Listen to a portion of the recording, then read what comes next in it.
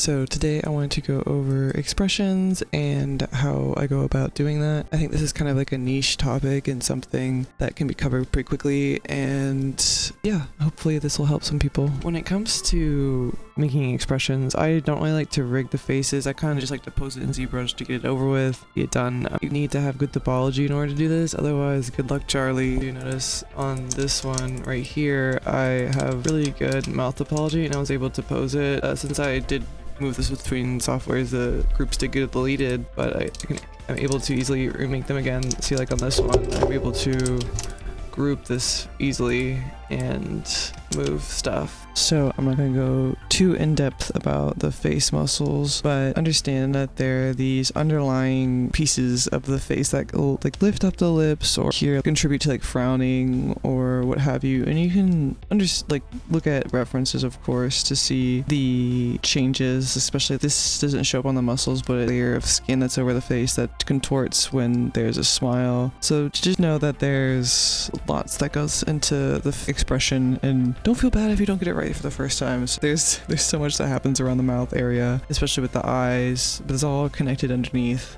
Also, usually with the eye expression, the upper lid closes the most and the lower lid doesn't move as much. It may move some, but not as much. Or let's say when you're doing the nose will distort a little bit. So here, like the mouth moved up a little bit, and I noticed that the nose would follow along because of the face muscles. One of the things is I mentioned is to go slowly. So, take your time to keep in sim, and also say if you start moving up, just take your time. Don't feel like you need to move it all the way at once. You're really trying to preserve the shape of the lip here, because this lip stretches. It can also maybe distort the mesh, so you may want to go in and like re-sculpt it depending on how much you stretch it. Again, like I said, to go slowly, because things will need to be re-sculpted, or there needs to be like some indent here, like a slight like overlap of the cheek. So maybe you take this and then bring it up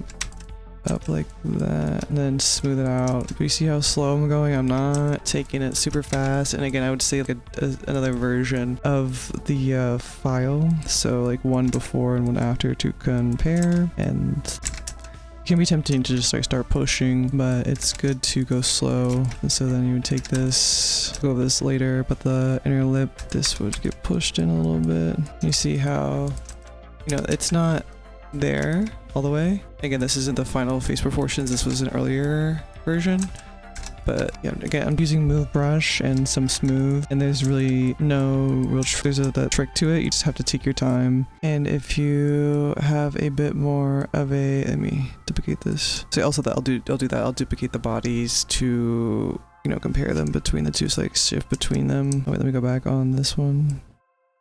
So yeah, I'll have like one before I start moving things, like just see. So if you have more of an open mouth one, you will want to mask out this part. So if it's like a normal open mouth, a little slightly open, use this part and the jaw as well, the lower jaw. But if it's more, say she's got her mouth a bit more open, you're going to want to center this and then move it back to this hinge point, because that's where the jaw pivots from.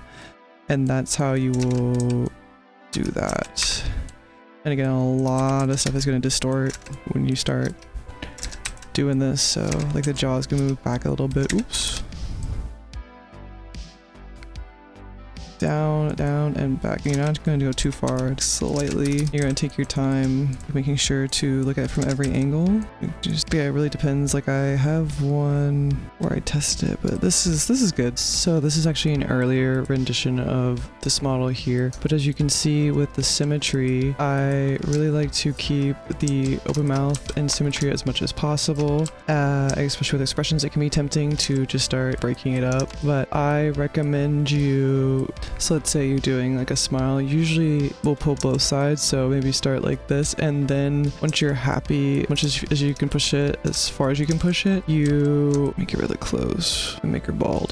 This is why I have folders. You want to also like take every angle as well, pushing it as far as you can, and then if you, depending on like what expression, you will go in and start moving it. But I say usually takes 2 versions instead of using layers, because layers can break the poly paint. So this is the one I use at my desk. I literally got it from my mom, so thanks mom. See here, I like to keep a mirror on my desk to help. For this expression, I didn't have, well, I had some references, but when I found that when I looked at myself in the mirror, I would tend to close one eye when I did this pose, and I felt the need to add a tongue also naturally. So I recommend you the mirror technique because it will give you some insights into maybe more of a more natural pose. And although this one is fine, I think that this one, the winking one, is more interesting. You can see also here, literally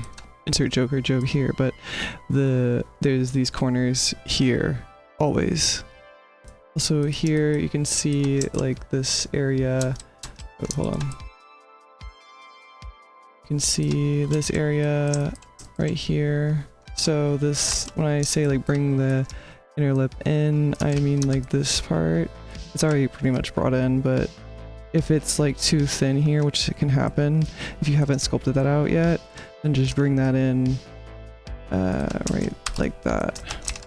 It already is, but also gives the appearance of it stopping, like the lips stopping and not going to complete in the face. Same with in here, the inner lip corner. So like I said, this part, bring this, mask that, and then of course bring it in. I already did, but you get what I mean. Just mask it and then bring it in, and it'll help the expression.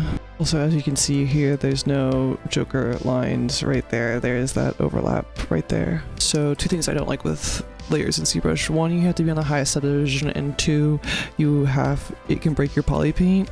So the subdivision problem, usually when I pose expressions, I like to, well, cut the head up, and you have to have everything showing when you have the layer, so I don't. And also, so that's actually 3 things. But see, I like to move things on the low subdivision, which can give you a cleaner result. But with layers, you have to be on the highest. See, like if I was to create one, it already goes to the high. So like if I turn to the low, it says this function requires the highest subdivision to be active, switch to the highest sub, so that's already going to be a problem for me. I already don't like where this is going. Now you're going to start moving things, and layers can be helpful, but I again don't like, this is the purpose of, oh it's a recording, so you turn off the recording and then you can switch between them, right? I don't like this. I think it's you know, not as clean, and some people can do really good things with it, but again, I think it's got some problems. And so what can happen too is, say if I wanted to maybe bake it, okay, it's not doing it now, but usually it will break the poly paint, and if you don't have UVs, you can't export that out. So if you can export like the texture, say if you go up to textures, then like exporting textures, let's see, I think you go up to actually multi-map, and then you can texture from poly paint, you export that texture onto your computer, and see like this has UVs, I'm pretty sure. So yeah, it's like literally layers breaking something else again. But anyway, layers breaks your poly paint, just keep that in mind. So I could bring that back in, but again, that might have some issues too, so I just don't use layers at all. So one of the things I recommend you using is Tpose Mesh, which can be found in the Z plugin menu, Transform Faster. But what it is for moving, I would say, multiple pieces. So let's say if you add like the cheek and the eyelid moving together, you group these, auto group these. So let's say if you had, I'll just get the bottom.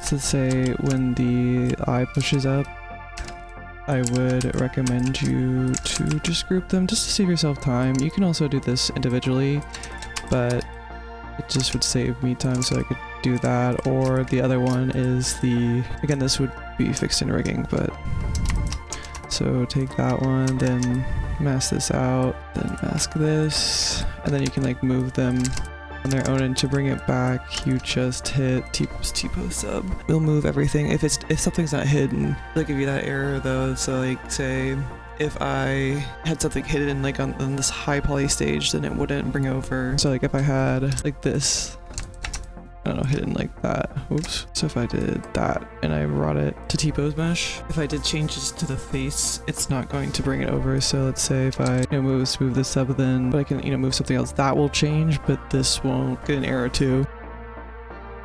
I see an error, so the body was skipped. The hair wasn't. Keep that in mind. So another tip for you with expressions, with the eyes in particular, since we're not rigging them to move together, I recommend that you, let's say when you're posing, so mask one, then take the gizmo and center it, and then if it's not already orientated, it's orientated here, you will want to see how it's unlocked here. You want to be able to orient to the axis of the eyeball, so just to make it easier, because when you rotate, you want to say, if I rotate it this much, you want to take note of that little number that you saw there.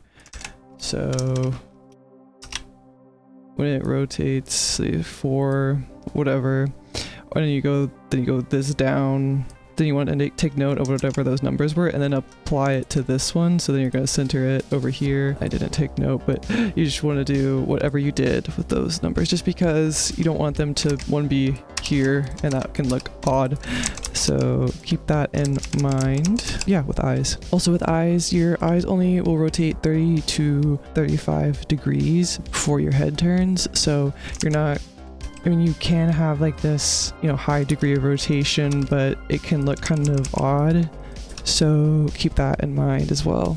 I learned that from an animator. This is an earlier model of mine, but one of the things I wanted to point out is kind of the asymmetry, similar to when you push up on one side of your face, your cheek goes up.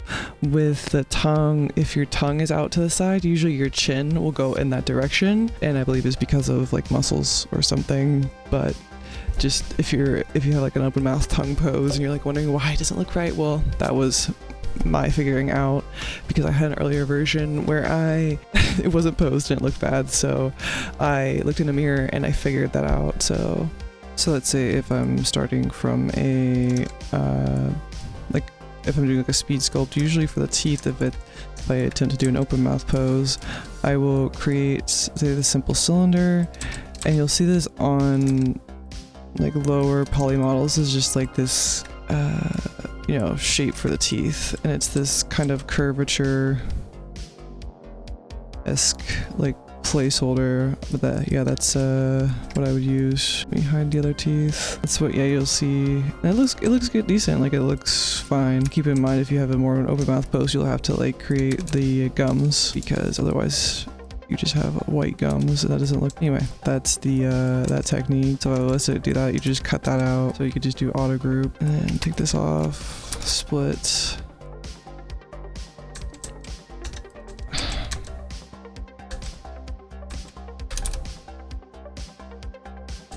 Like this local zone. Oh my god. You just cut this out like that. Delete hidden, close hole.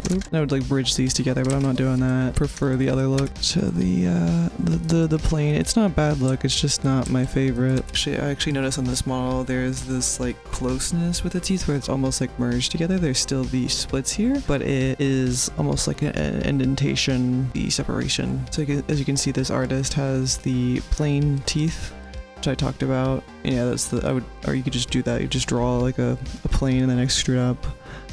But yeah, then you have like realism teeth. So like this artist here, he's got the like indents, and I like in between. So this is also an example of kind of like a in between where I merged and started smoothing them together. This again isn't like real teeth, but because there was this like dent I wanted to emphasize, I took the liberty to just break that up just to make it easier in terms of like the look, and I didn't want to clutter it up too much with the indents in the teeth.